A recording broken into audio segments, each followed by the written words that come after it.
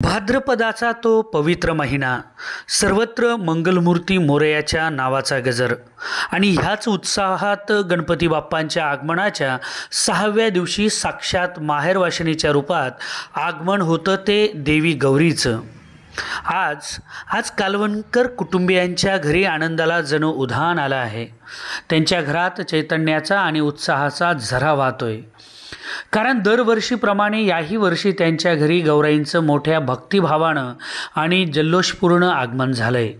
गौरी पूजनाची आणि स्वागताची तयारी म्हणजे कालवणकर कुटुंबियांसाठी एक अनुपम सोहळाच।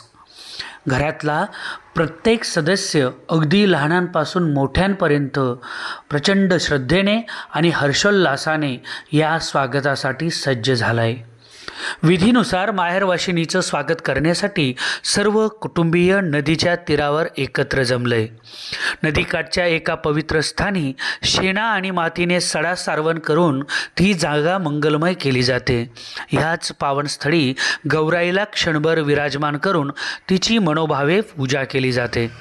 तिथल्याच वाहत्या प्रवाहातून एका मोठ्या कलशामध्ये मांगल्याचं प्रतीक असलेलं तीर्थ अर्थातच पाणी भरून घेतलं जातं।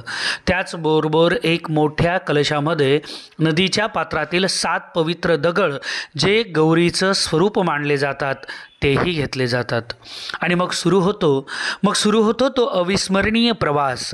नदीच्या तीरापासून घरापर्यंत गौराईला वाजत गाजत मोठ्या थाटामाठात आणलं जातं। या प्रवासाचं एक अनोखं वैशिष्ट्य म्हणजे जो कोणी गौराईला घेऊन येतो तो तोंडामध्ये पाणी धरून एकही शब्द न बोलता न थांबता अखंड चालीने तिला घरापर्यंत आणतो। ही एक प्रकारची निष्ठेची आणि श्रद्धेची कठोर परीक्षाच असते। गौराईचं घरात आगमन होताच दारात तिचं मनोभावे औक्षण करून स्वागत केलं जातं। त्यानंतर तिची विधिवत पूजा करून देवीचं पावन कथा श्रवण केली जाते। घरात बनवलेल्या पंचपक्वान्नांचा नैवेद्य तिला मोठ्या प्रेमाने अर्पण केला जातो आणि मग संपूर्ण घर दिव्यांच्या लख्ख प्रकाशात आणि आरतीच्या सुमधुर स्वरांनी दुमदुमून जातं। आरतीनंतर सांगणं बोलणं होतं। प्रत्येक जण आपल्या प्रिय देवीसमोर आपलं मन मोकळं करतो, आपल्या इच्छा आकांक्षा व्यक्त करतो आणि सर्वांच्या सुखासाठी प्रार्थना करतो। त्यानंतर सर्वत्र एकत्र बसून देवीचा महाप्रसाद ग्रहण केला जातो। रात्र इथेच संपत नाही तर ती देवीच्या जागरणाने अधिकच मंगलमय होते। भजन कीर्तनाच्या स्वरांनी सारा आसमंत भक्तिरसात न्हाऊन निघतो। दुसऱ्या दिवशी त्याच श्रद्धेने आणि भक्तिभावाने देवीची पूजा अर्चना केली जाते आणि जड अंतःकरणाने पुढच्या वर्षी लवकर या प्रार्थनेसह त्याच नदीकिनारी त्याच विधीने आणि त्याच भक्तिभावानं देवीला निरोप दिला जातो। हा निरोप म्हणजे तिच्याप्रती असलेलं प्रेम आणि पुढच्या वर्षी तिच्या आगमनाची आतुरता याचं एक वचन असतं।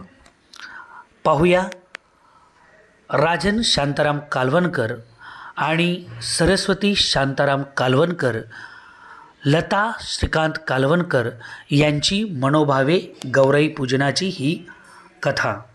एकत्र येऊन आज नदीच्या काठी येऊन आज आमचं सालाबी प्रतिवर्षाप्रमाणे गौरी कुटुंब नदीकडे येऊन सगळं पूजन करून आज नदीचं पूजन करून नदीमध्ये 7 नदीचं सगळं पानाचा विडा ठेवून सगळं सोडून 7 बाया घेऊन कळसाची पूजा करून त्याच्यानंतर देवीची पूजा करून इकडनं आरती करून सगळं निघून आम्ही मग आपल्या गणपती स्थानावर जाऊन मूळ घरात जाऊन तिकडे परत पूजापाठ करू। सगळे लोक पूजा आमची कालवणकर कुटुंब आहे हे सगळं पूजापाठ करतील। त्यांच्या हौसा भरण्याचा आमचा कार्यक्रम असतो। हा हौसा भरण्याचा कार्यक्रम पूर्ण तयार आज आता होणार आहे। त्यानंतर उद्या 1.5 दिवसाचा वस्तीची देवी नंतर 1.5 दिवसाची देवी झाल्यानंतर उद्या भाकरी आणि भाजी असा नैवेद्य करून परत विसर्जन करण्यासाठी जिकडे आम्ही देवी आणल्या परत तिकडे विसर्जन करून आणि आमचा सालाबीत प्रतिवर्षाप्रमाणे कालवणकर